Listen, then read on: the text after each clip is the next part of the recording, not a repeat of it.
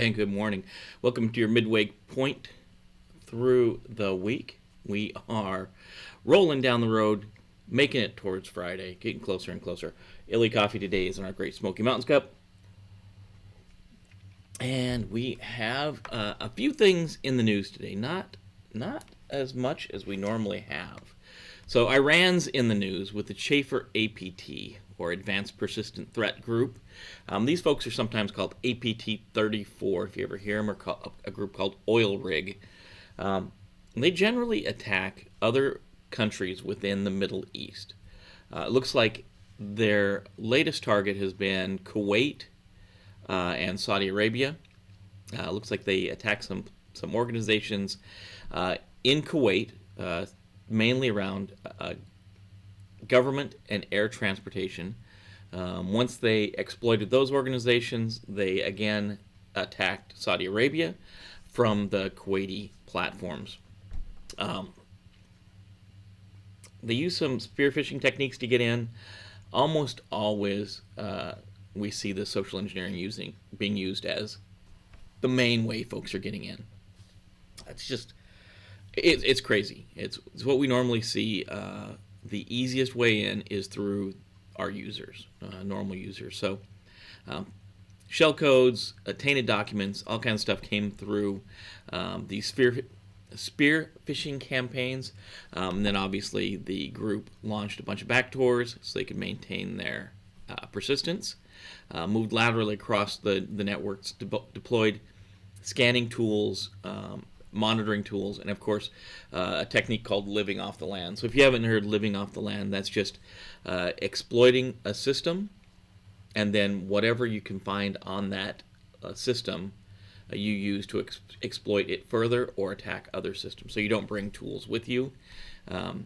You use the tools that are installed on that computer. And that's why we don't put a lot of extra stuff on our computers. We don't want things that the attacker can use against us on a computer if we don't need them there. So again, big thing to know, these guys are active. They're out there. The APTs are out there. This is APT 34 Oil Rig, also known as Schaefer APT. It's out and running. They're doing bad things to folks because that's what these guys like to do. Also in the news, if you are a big fan of Thunderbolt, and I know a lot of us are, Mac is releasing a statement that they are only partially vulnerable to the latest Thunderbolt attacks. And some researchers have discovered that mainly on Windows boxes, they're able to exploit the Thunderbolt port. And what they do is they remove the backplate, at least in the demo, remove the backplate, access the Thunderbolt port, reflashed it, and then they were able to bypass almost every security feature that was on the local box. Passwords, encrypted file systems, all that stuff was exploitable. Bjorn Reutenberg is a security researcher at the Eindhoven University of Technology. He's the one that dubbed this thing ThunderSpy. He published the details. If you have a Windows-based system with the Thunderbolt ports, then almost all your local security features can be bypassed by reflashing that Thunderbolt controller. Weird enough, it's only partially exploitable on a Mac machine because of the features that the Apple OS has put in place. But if you're running Windows or Linux on a Mac, then they're still exploitable. It's not the Mac hardware that provides protection; it's the software, the Mac OS, that's providing the protection. So Thunderbolt is vulnerable. There's no patch for it right now. There's no way to fix it right now. It's just a bug in the wild, as they say. There's no fix. This is what the technique that exploits this is really it's the evil maid exploitation. So really, it's somebody that has access to your physical device, and they call it evil maid. Maybe you leave your laptop in the hotel. In your hotel room, the maid comes in. They've got malicious intent. They have time to disassemble that backplate, access the port, flash it, and do the bad stuff. So again, somebody's got to have physical access to your device. So that's one of the things we want to look out for, people having access to our stuff. Android also is in the news. There's a new app out there, Defensor ID. It was able to sneak by the Apple Store defenses by reducing its commands and its exploitation path just to accessibility services. So it reduced everything. It of course wanted a lot of access to start with, and it wasn't getting through. It wasn't being allowed to be posted to the store, so they reduced functionality to just the accessibility features, and that allows this vulnerability to launch 17 different commands received from the attacker, including some remote instructions that can be passed on from the outside. So it's one of the things we want to look out for. Make sure we're downloading known good applications. So we want to watch out what we're pulling down from these app stores. And last on our stories today, kind of a slow news story. The hacker behind doxing of German politicians has been charged. Doxing is the release of public information to the internet. So how many folks did this guy? He was arrested in January. He's a 22-year-old hacker. Released personal data of dozens of politicians, journalists, and other public features. Embarrassing national authority. So probably not good stuff was released. He's being charged for 73 cases of releasing public information on the internet. If you know anything, the European standards for privacy,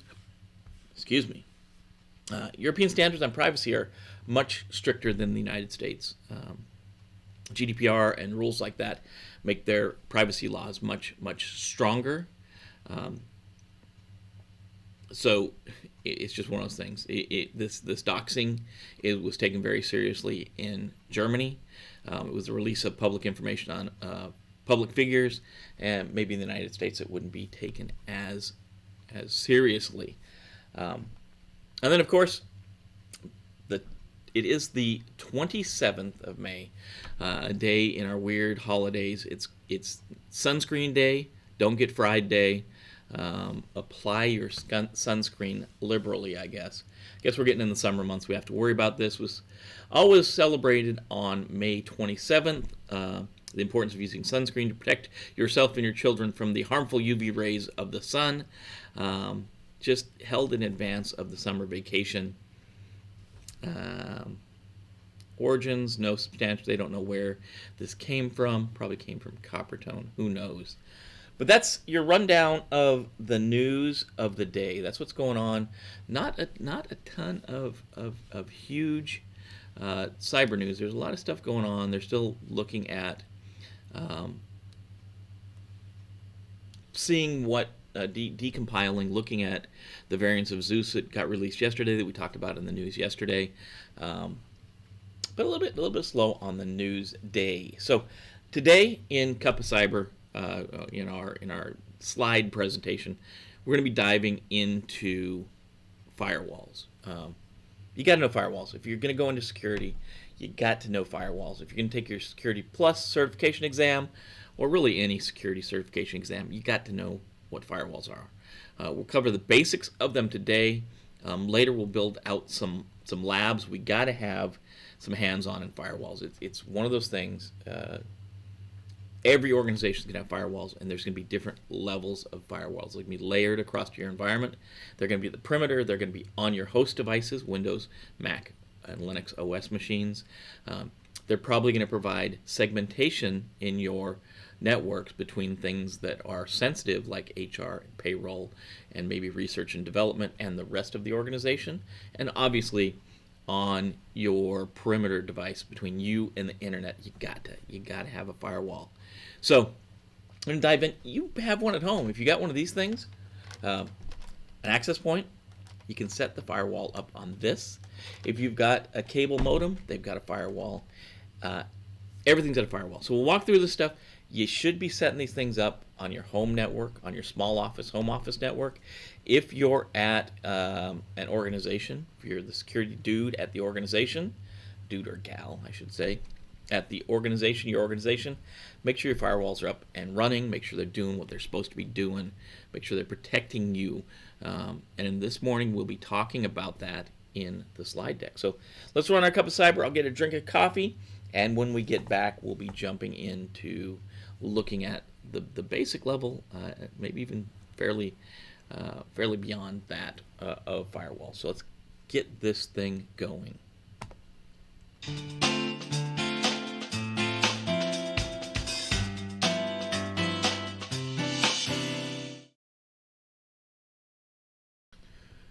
All right, I'm Jim with Cyber-Recon.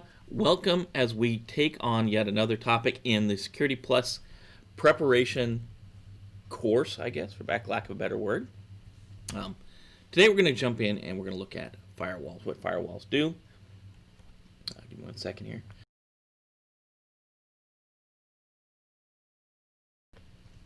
I had the coffee go the wrong way. So, again, I'm Jim with Cyber-Recon. This morning we're going to look at what is going on with firewalls as they relate to your security experience, your knowledge of security, and your preparation for the Security Plus certification exam. So let's jump into the slide deck and see what's going on here. A little bit off center there. Must have moved the camera. So, again, this is part of Domain 2, Technologies and Tools in the Security Plus Certification Exam Body of Knowledge. 2.1 talks about a lot of the different types of networking components that are there to help us protect our environments, right? So, as always, we look at NIST for our definition. The firewall is an inter-network connected device that restricts data communication between two connected networks. A firewall may either be an appliance installed on a general purpose computer or a dedicated platform or an appliance which forwards or rejects, which could be a dropping, packets on a network. Typically, firewalls are used to define zone borders. Firewalls generally have rules restricting which ports are open. And that's from NIST. That's one of the definitions from NIST. As you know, I'll always use NIST definitions if I can. It gives us a common layer of terminology to use. With firewall, we're generally, the most basic type of firewall is going to have an inside and an outside. The inside is the side that is protected. That's our protected network generally. The outside normally is going to be something like the internet. So what we want to do is put in place filtering, defining what can come in and also what can go out. A lot of organizations will look at just inbound rules or ingress filtering, but we always want to look at what's going out of our network as well, and that's egress filtering. So we look at these two things. We'll set up rules and we'll set up ACLs for what can come in and what can go out, and that's ingress and egress filtering. It's important to know that ingress filtering, inbound stuff, egress filtering, outbound stuff. How do we set those rules up, right? So we need to understand what a proxy is, and sometimes this can be built into your firewall. And a lot of times we see these as web proxies. So in organizations, if we don't want people to go to specific sites like hate or pornography or maybe even just social media sites, we can put a proxy in place, and that proxy acts as the gateway between your users and the internet. So to them, that's proxying the internet. So from your users, it looks like that proxy device is the internet, and from the internet, it looks like that proxy device is your entire network. So everything goes through this one device. So again, NIST says a proxy is an application that breaks the connection between the client and the server. A proxy accepts certain types of traffic entering or leaving a network and processes and forwards it. This effectively closes the straight path between the internal and external networks, making it more difficult for an attacker to obtain internal addresses or other details on an organization's internal network. Proxy servers are available for common internet services. For example, Hypertext Transfer Protocol, HTTP, our web stuff, can be used for web access, and SMTP, or mail, simple mail transfer protocol, can be used for email. And it provides a device that is between the users and the internet. So this can be built into a firewall, and you'll see that on small office, home office devices like access points, and even your cable modems. We can build this. Proxy filtering can be built right into it, or it can be a separate device. So in good companies or big companies, you're going to have a separate device, like a blue coat web proxy device that sits out maybe in front of the firewall. So before your users get to the firewall, they're going to go through a proxy. Sometimes in a small organization, you're not going to have the money to have two separate devices because they are a little expensive. So you may be using that proxy that's built into the firewall. Maybe that's built into your access point or built into your cable modem, because you're a small office or home office, right?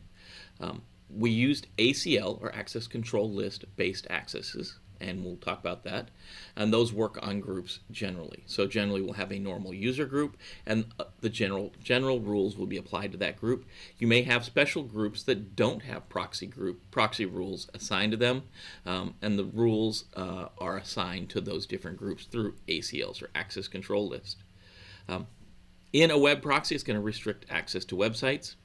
And we can have custom rejection pages. So if you have a user that maybe is going to a pornography site and that's against your policy, when they try to access that site, the proxy will display a warning screen that says, hey, you're trying to go to a site that is restricted against company policy.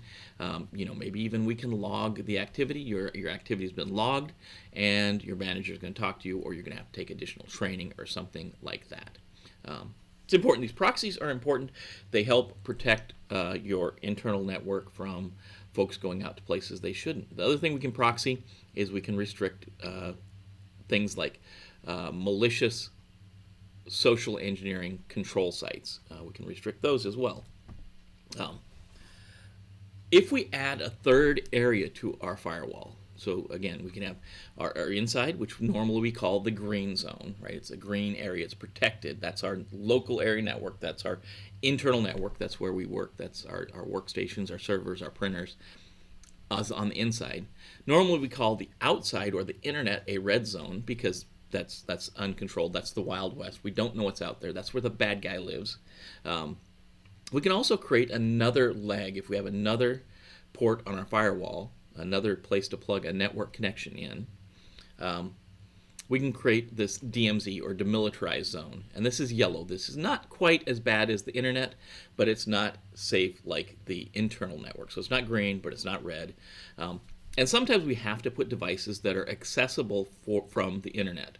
So maybe we have to have a mail relay, or maybe we have to have a web server, or something like a DNS, a domain name system, that sits in a DMZ. So it can be accessed from the outside, from the internet, and you can give people access to that server without giving them access to your full internal network.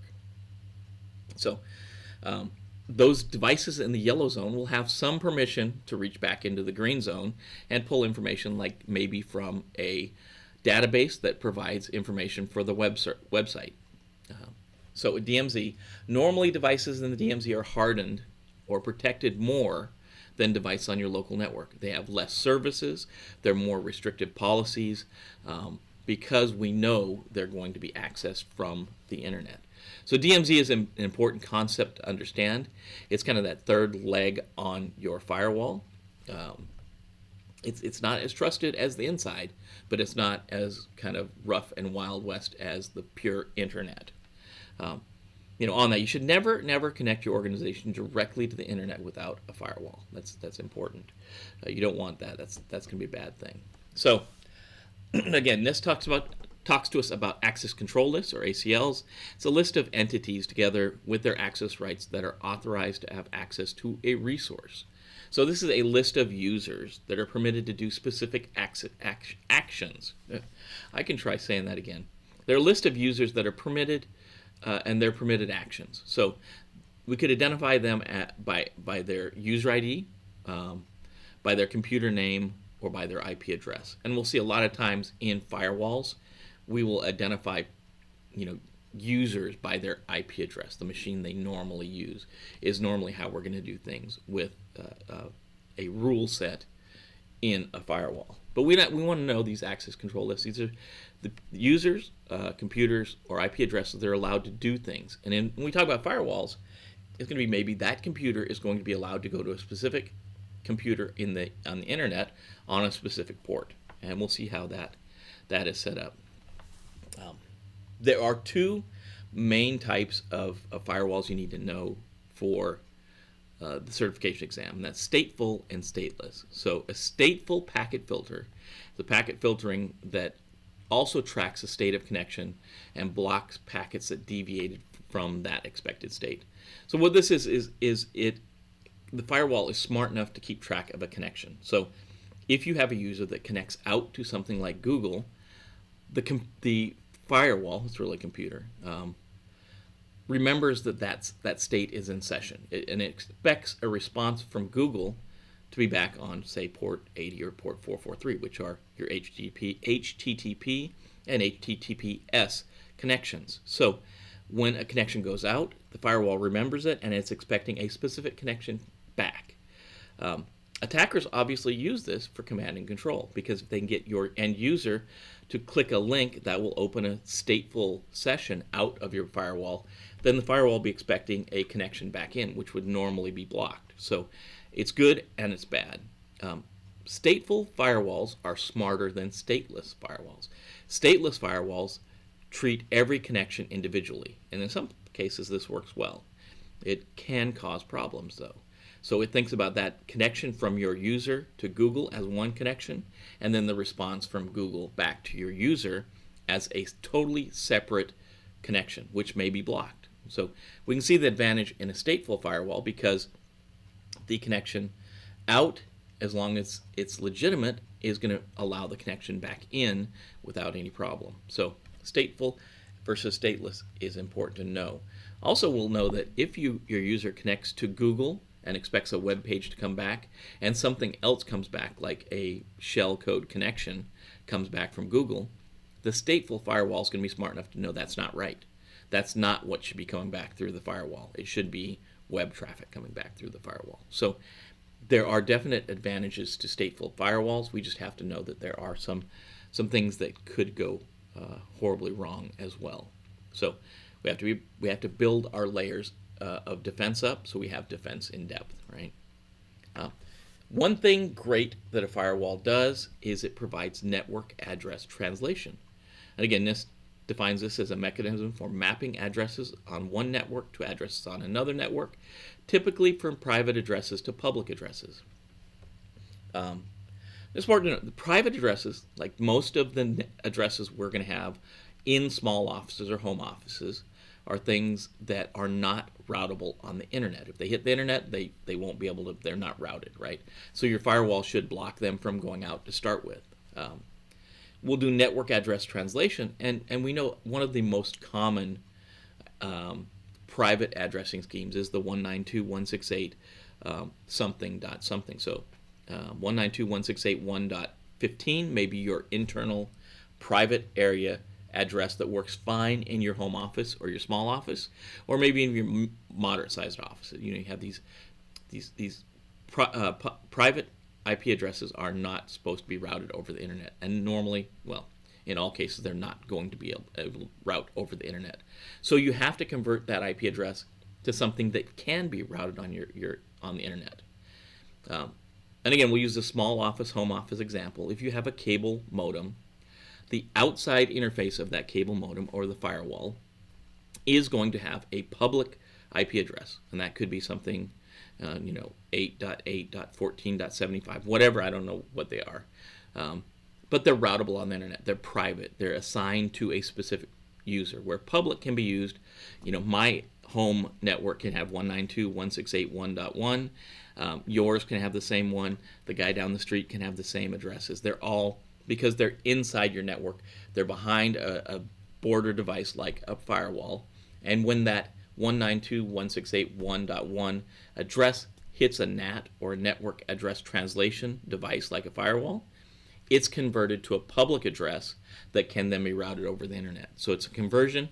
All of your internal private addresses are converted to that same external address and then routed across the network, across the internet. So the firewall has to keep track of which connections are going back to which devices. So when they come back, when the responses come back, the firewall is able to route it to the right computer again. So some of the good things that these firewalls do. So the other thing we need to know what an implicit deny is. And this prevents any traffic from passing through the firewall that's not specifically recognized as allowed. So really it is, when we set up our firewall, nothing can go through it at all. And the only things that will be allowed through the firewall is those rules we set up specifically. So if we want to allow web traffic in, we'll set up a specific rule that allows that web traffic in. And if we only want web traffic to go to a specific user, we can allow that traffic to go to that specific user based on their IP address. More advanced systems can do it based on the computer, and possibly even, depending on where you're at, that user themselves, right? Implicit just means there's no rule set for it. We can have an explicit deny, which means we set a rule, and this is generally the last rule in the firewall rule set that just blocks everything. So if there's not a rule above it, firewalls generally process their rule sets from the top to the bottom generally, and as soon as it hits a rule that it matches, the firewall stops processing and allows that action to happen. So if we have 15 rules and the 10th one is allow all traffic to websites on port 80. If we're trying to go to a website on port 80, the firewall is going to stop processing. It's going to allow that traffic through because it sees it as good. If there's not a rule in the rule set that's going to allow the traffic through, when it hits this last rule in an explicit rule set of deny, then it's going to block the traffic and maybe log it. So the traffic is not going to get through the firewall. So, firewall rule set, the rules define the type of network traffic that are allowed to cross the boundary and normally processed again from top to bottom. When we look at this example, this is an example, and right up at the top, it's going to say the default policy is deny. This is an implicit deny. That means that we're starting with nothing open. Everything is closed on the firewall. Nothing can get through. Our first rule here, and the number is just identifying the line number of that rule.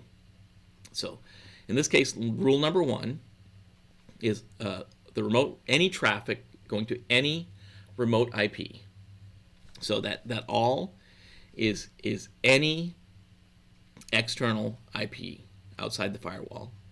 The remote port is any port on the remote device coming from port 80 over TCP, or Transmission Control Protocol, we're going to allow, and that status is active.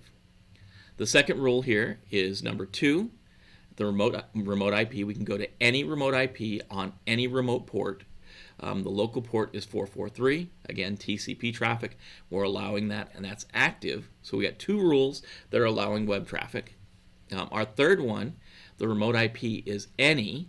The remote port and the local port, they're not listed because this is ICMP traffic, and we're allowing that. So we have different types of rules we can apply with different protocols and different ports through our firewall. And these firewalls the rule sets can get very large and very complex. So you have to make sure you're very, very organized when you build them out.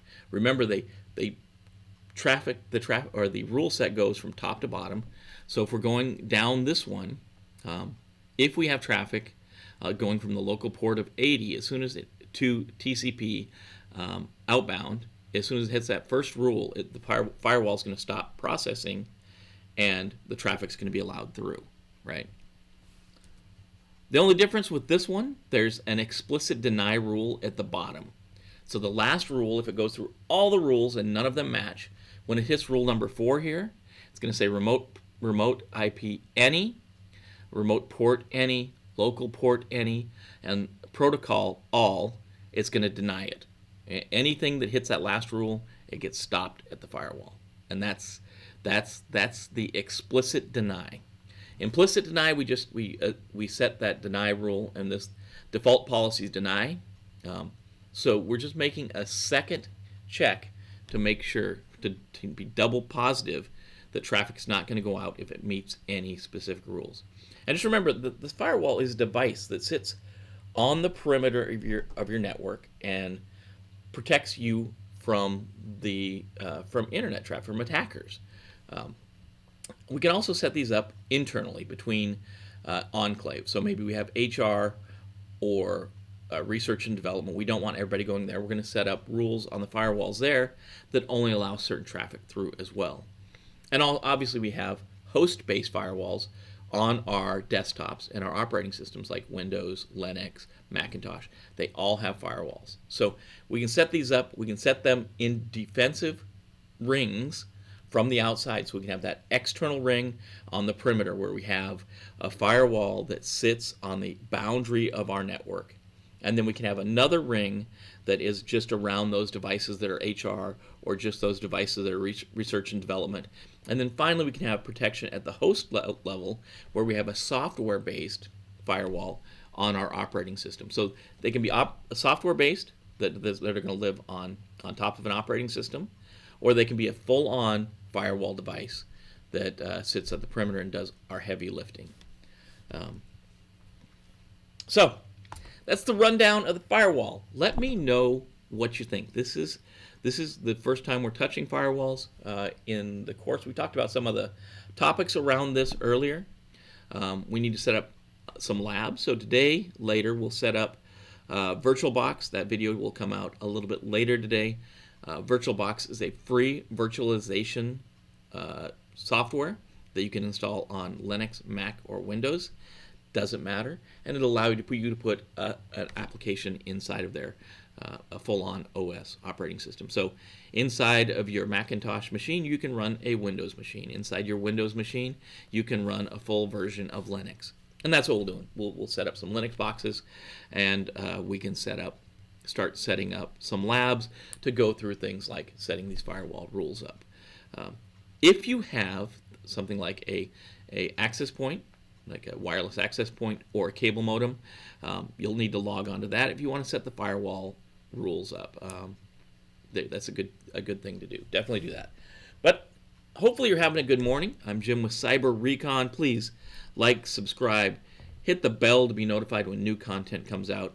Looking at trivia night moving probably to a Monday night or Tuesday night. We're still working that, or maybe even, I don't know, Wednesday. Let me know your comments. When should we move trivia night to? Maybe it's time you can get out and actually give some competition to Mike Bravo. He seems to be running the show right now. So, anyways, I'd love to hear your comments below. What do you know about firewalls? Did we miss something that you think we should have covered? I'd love to hear it. What do you think about doing a lab around firewalls so you can get your hands on and get them dirty and setting one of these things up? So anyways, until next time, I'm Jim with Cyber-Recon. Be safe out there.